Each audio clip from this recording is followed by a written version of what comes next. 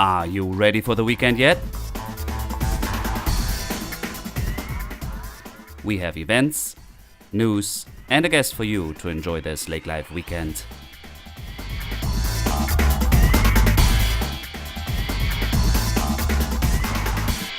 Hello and welcome to Lake Life Weekend Podcast. This is already weekend number 33 of this year 2017. We are in August. Got a little chilly. We got some rain coming this week. I hope that will clear up for this weekend because please stay tuned for our interview guest this week, Betsy Roeder from the New York Mills Cultural Center, speaking a little bit about their operation, their mission, some Finn history, and also an upcoming puppet pageant that's really cute and has a Finn tradition that they're bringing to New York Mills Festival every year, and learn more about that in our interview. Now some news. We have, mark your calendar, September 9th, please, a Youth Waterfall Day. Youth ages 12 to 15 can start applying for Minnesota's Youth Waterfall Day that takes place on September 9th. The Minnesota DNR and U.S. National Wildlife Services, Ducks Unlimited, Minnesota Horse and Hunt Club, and others have partnered to make these hunts available. They will take place in 4 areas: Southern Twin Cities, Sherburne private land between Fairmount and Windham, private land in Fergus Falls, and the Sherburne National Wildlife Refuge near Zimmerman and Princeton. More information here on our website, lakelifeweekend.com. You will find a link to that invitation. Construction bid underway for Lake Outlet Plan. The outlet construction project for the landlocked lakes near Perham took a big step forward July 25th. The county board members approved advertising for bids, with awarding of the bid likely in September. Before they begin, they are making sure that all permits and purchase agreements are completed, so there are less cost overruns down the road. Full article on the Perham Focus, a link on our website as well. Indian pipe plant. The Indian pipe plant is one of the most uncommon flowers that you will see growing in Ottawa County. So it's so rare that it is also referred to as the ghost flower or corpse plant. It's a relative of the blueberries and cranberries, but the look is more of a pinkish mushroom. Unlike other plants that generate their own energy from sunlight, the Indian pipe plant is a parasite of the forest floor. The plant has roots, but it gathers its nourishment from fungus growing in the soil. If you're lucky, you can spot them in dense, moist woodlands with heavy leaf litter. They're only found in northern forests areas of the United States and Canada. There's a full article in the Fergus Falls Journal. We thought we'd share that, an article about the Indian pipe plant. Go to our website, lakelifeweekend.com. And now an overview about the events. You'll find a link and details on our lakelifeweekend.com website. This is a full weekend ahead. Wolf Lake Harvest Fest, August 18th and 19th. Double S Arena Rodeo, August 18th in Detroit Lakes. You'll find a link and more details on our website. Cormorant Days, August 19th. You have a 45-year celebration of Watermelon Day, August 19th in Winning, Minnesota. Also, all details on our website. And Women's Awakening Festival on August 19th in Otter Lake. Also a link. And then featured here the puppet pageant in New York Mills, which will perform this Friday, and then also Saturday in Perham. And I don't want to keep this from our interview with Betsy Roeder at the Cultural Center in New York Mills. Enjoy and have fun this weekend ahead.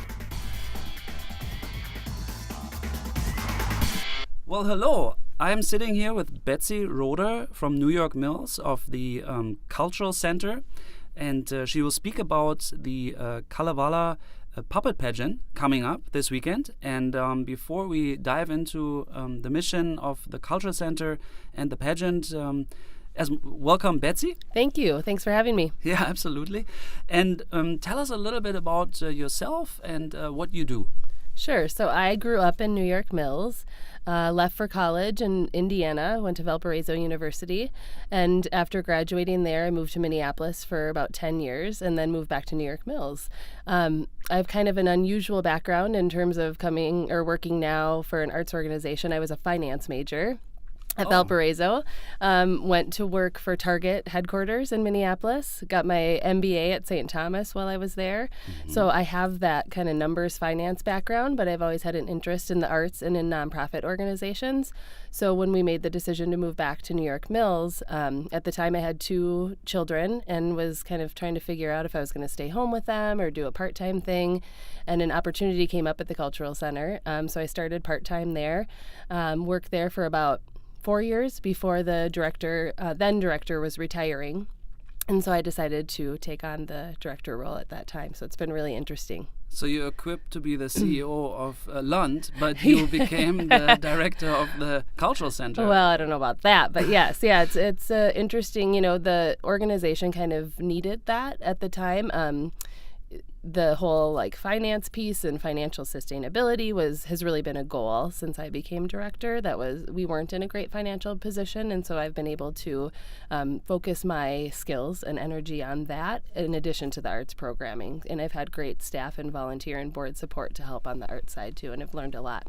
Yeah, I served a couple of years on the board of the Ruhrk Art Museum in Moorhead, and I know how challenging it can be for a nonprofit to sustain, to survive. Absolutely. But now that is really intriguing, because in our previous little conversation you mentioned that you have a 40-mile radius a mission to cultivate or preserve, communicate culture, and you're working together with Detroit Lakes and Fergus Falls. Tell us a little bit more about the mission of the Cultural Center. Sure. So the mission is to be a hub for creativity, community vitality, and lifelong learning in the arts. So it's really more than just the arts and cultural piece. In a rural area, it's about community, making our small rural area more vibrant. And having a place for people to gather, but then also to learn about the arts and culture and how that's really needs to be part of our lives, not just, on the edge and this extra thing maybe for people, for the elite or whatever. No, it's for everybody. For sure. So it's about celebrating that, providing access to new and different things, but then also celebrating our local culture. And I believe that collaborating with other regional organizations is really important, because we all can kind of make ourselves better and engage more people. So I've been able to develop relationships with people, like you mentioned, in Fergus Falls, in Detroit Lakes. And so I think we can just serve everybody better when we're working together and kind of furthering each other's missions. We all have kind of similar missions, to provide access to things. Because in rural America, right, it's hard there aren't museums on every corner, and there aren't events that you can go to at any time.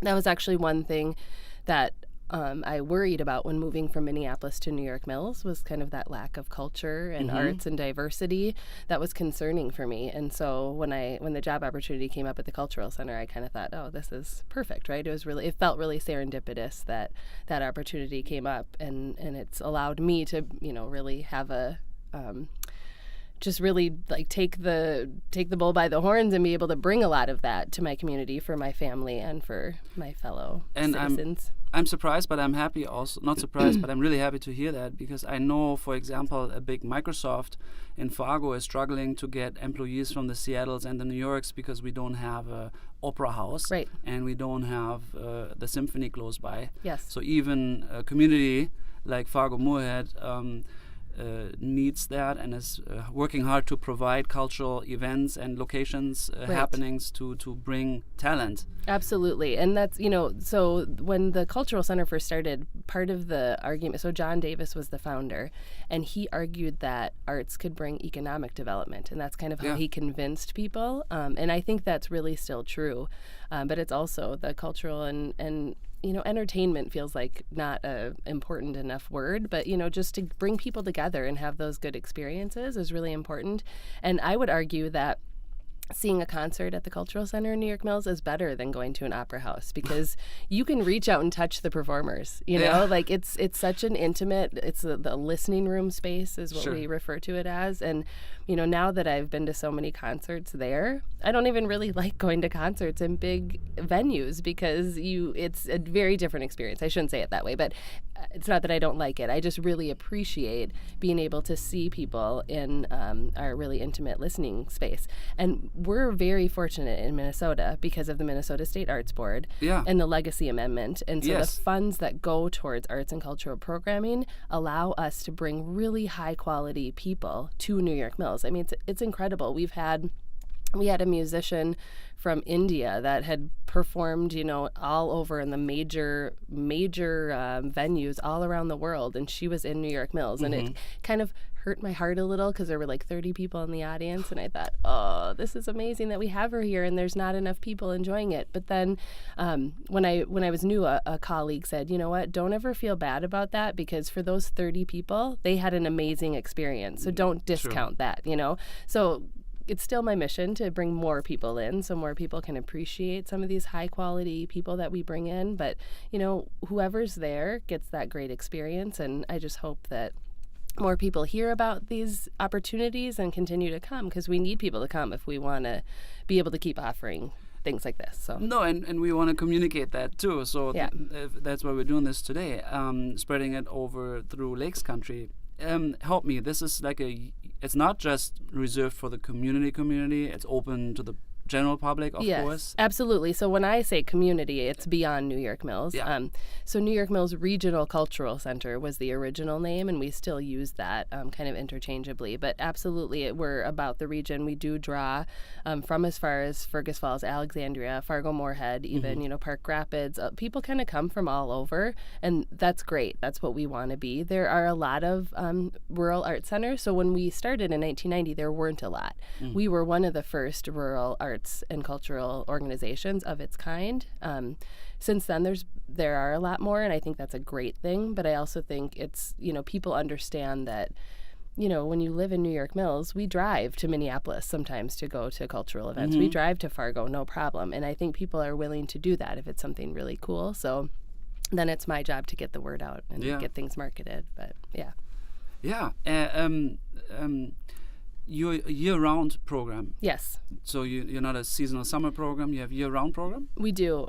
We do close during the month of January, or we have historically. But really, that's the only time that we take off. And even during that month, I'm still there doing a lot of work, but we just don't do a lot of programming.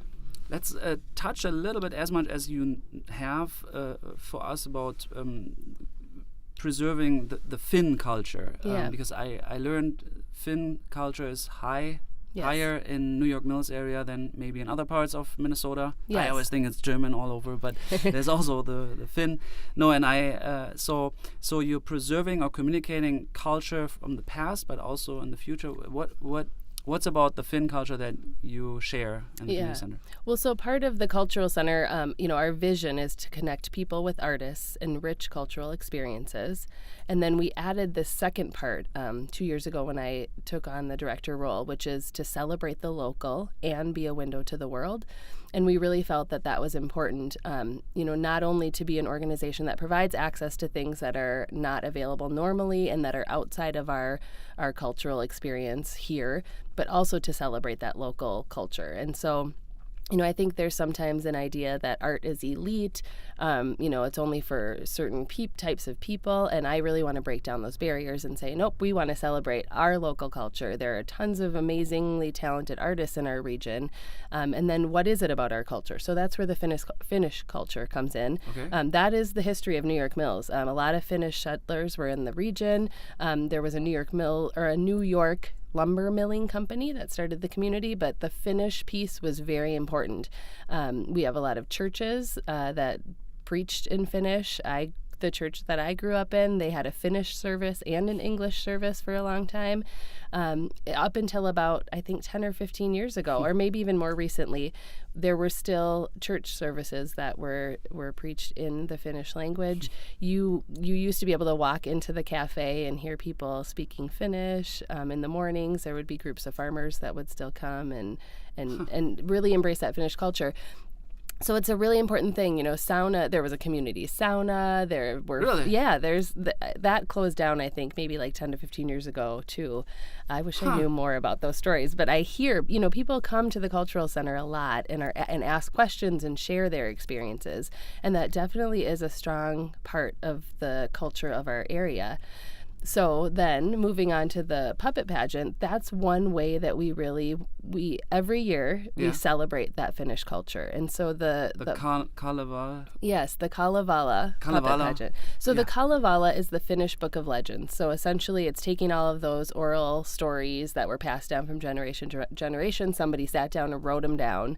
And those are the stories that are told from, the Finnish culture. And stories about what? And just kind of like creatures and it's, I guess, the equivalent maybe of the Greek gods and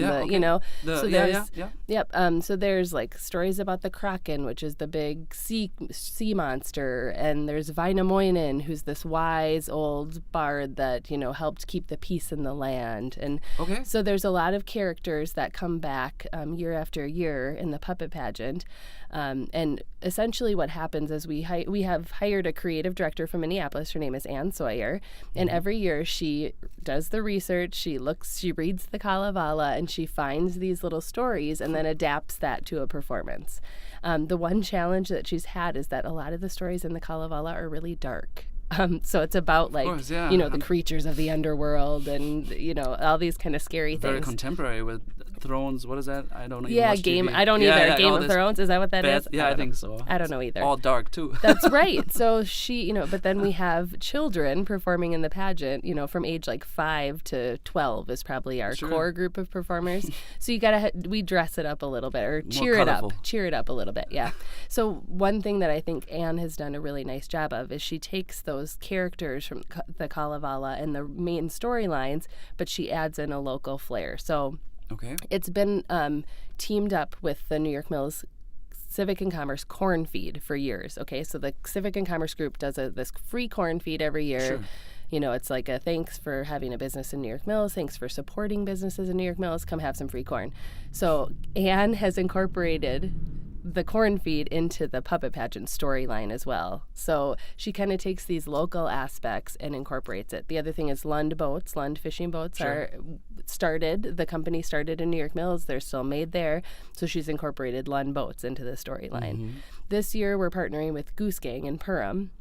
Which is a toy store here in Perham, and we're working together with them. We're having a second performance at Goose Gang on Saturday, and so the Golden Goose is one of the new main characters in the story. So the title this year is Wainamoinen and the Golden Goose, and there's going to be goslings and cute little geese, and that's part of the storyline. So it's a fun kind of modern adaptation of these old legends, but then incorporating new culture into the story.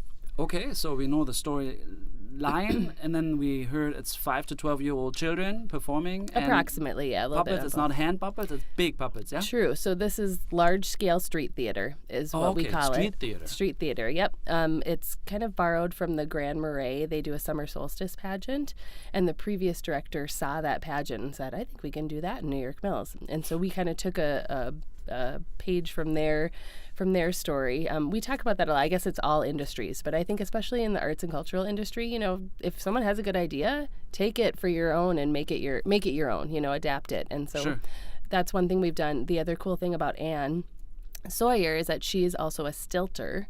So some of the children, walking on stilts.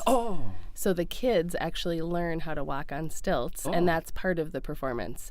So my oldest son is going to be 10 in September, and he is stilting for the first time, and he was so excited to get up on those stilts, and he said, I could walk all the way to the end of the sculpture park. It was amazing. So they're probably like 2 feet? Yeah, I think 2 to 3 feet stilt. They're all kind of different heights. So Anne herself is a very accomplished stilter. And so she actually stands on very tall stilts. They're like 3 or 4 foot stilts, I think. And she narrates the entire performance. And then the kids and the adults that are part of the performance, because there are some adults as well, they have been building costumes and building props for 2 weeks. They make their own costumes, a lot of cardboard, paper mache. They make masks with clay. And so the costumes and that like visual arts piece is a big piece of the performance. And so they're coming out and kind of acting while Anne narrates the play. Oh, sure. And then we also have Curtis and Loretta, and they're a musical duo from Minneapolis, really, high quality. Like I mentioned before, they've been named best musicians in Minneapolis. They're really very accomplished, and they do guitar or? So they do a variety of music. So Loretta plays the harp, and then it's a lot of percussion. So they have like cymbal crashes and bells and xylophone and triangle, and they become a part of the story with their music. Oh, sure. So it's a narrated music. It's not a musical, but it's music. Yes. And then we have these big costumed performers. Yes. And you need a huge stage. It's street. So we do it outside. Yep. So we've historically done it in the parking lot behind the center, the library parking lot. But this year we're in New York Mills. We're in a new location this year at the VFW in New York Mills. And the great thing about that is they have a awesome like backyard space that's green grass, so it's a little safer for the stilters too. Grass is, it's better to fall in grass than on concrete. Yeah. Although they really don't fall very often. It's pretty impressive.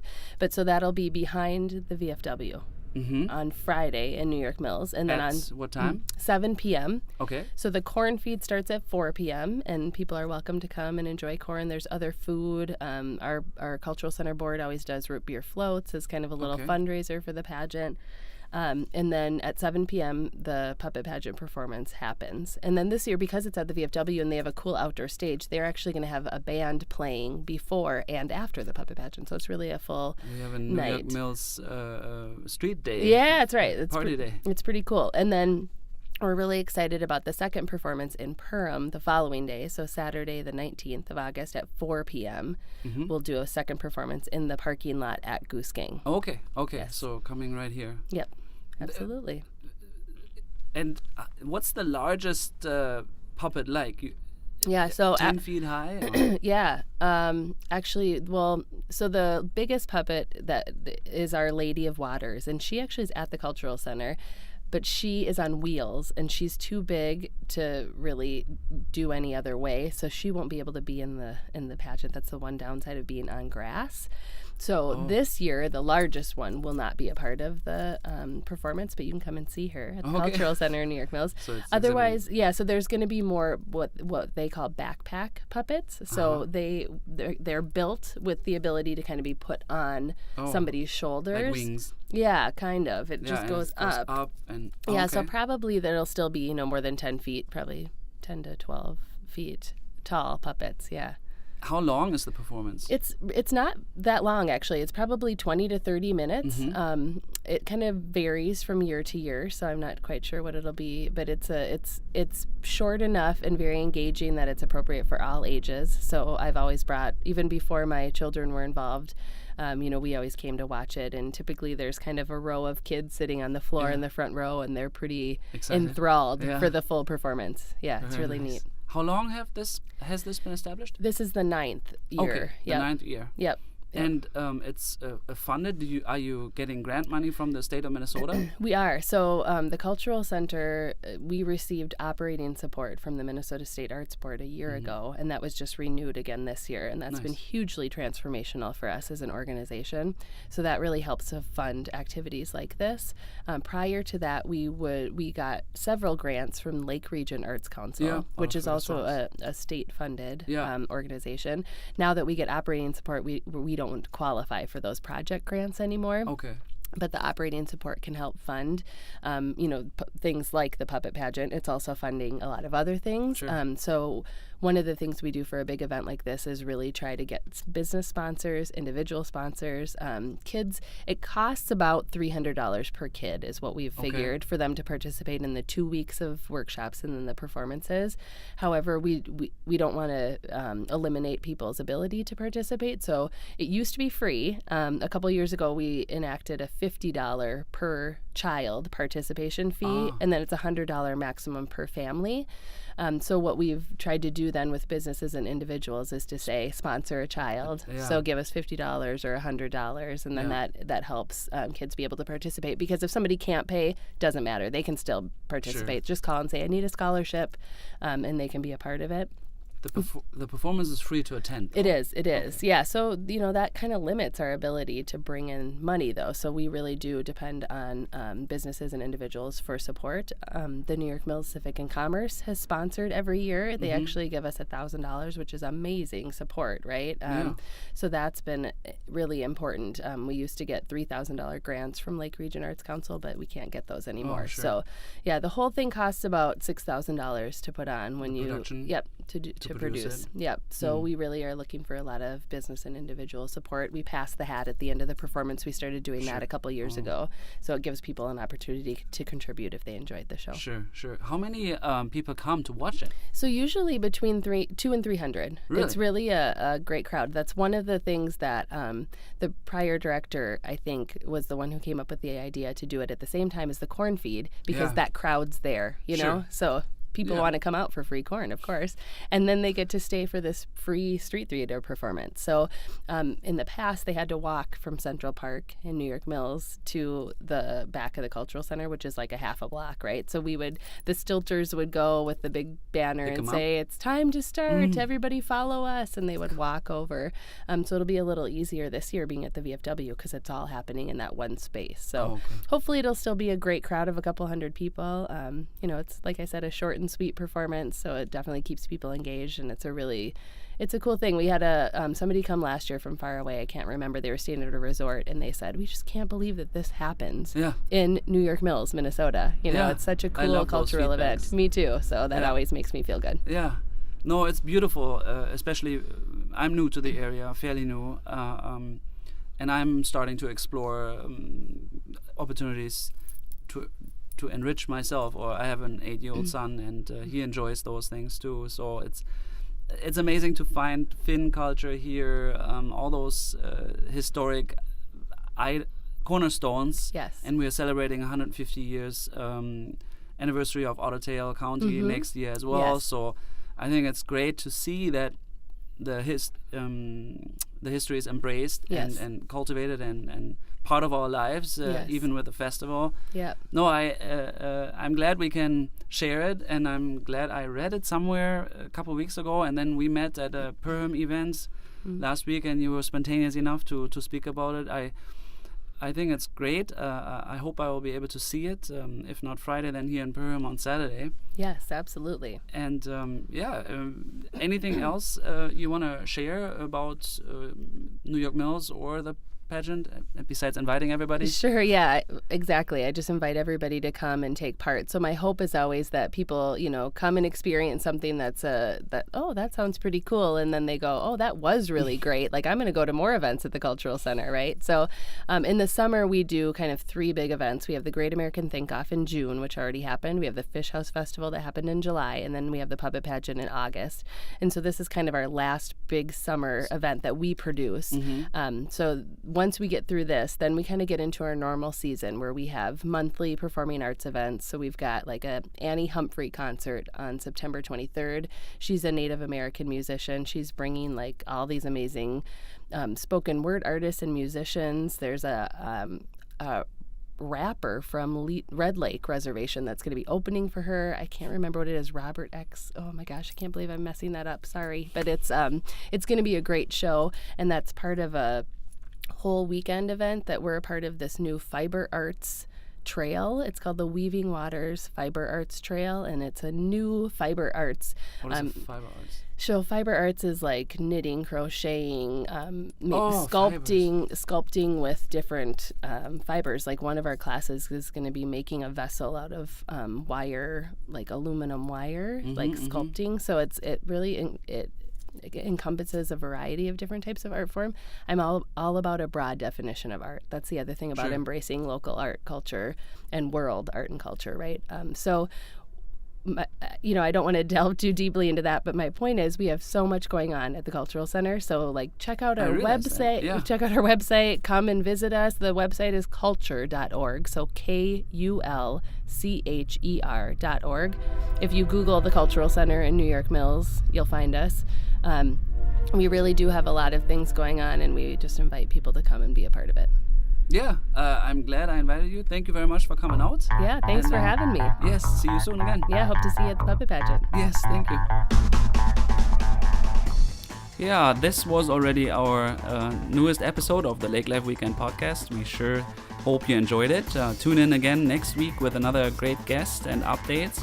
Always check out our website, lakelifeweekend.com, and if you have some comments, please feel free to email us at hello@lakelifeweekend.com, and you have a wonderful weekend ahead.